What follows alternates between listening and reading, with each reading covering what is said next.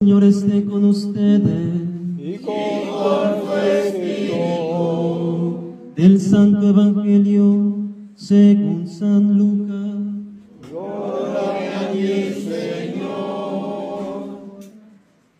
En aquel tiempo Jesús dijo al jefe de los fariseos que lo había invitado a comer: cuando des una comida o una cena, no invites a tus amigos, ni a tus hermanos, ni a tus parientes, ni a los vecinos ricos, porque puede ser que ellos te inviten a su vez, y con eso quedarías recompensado.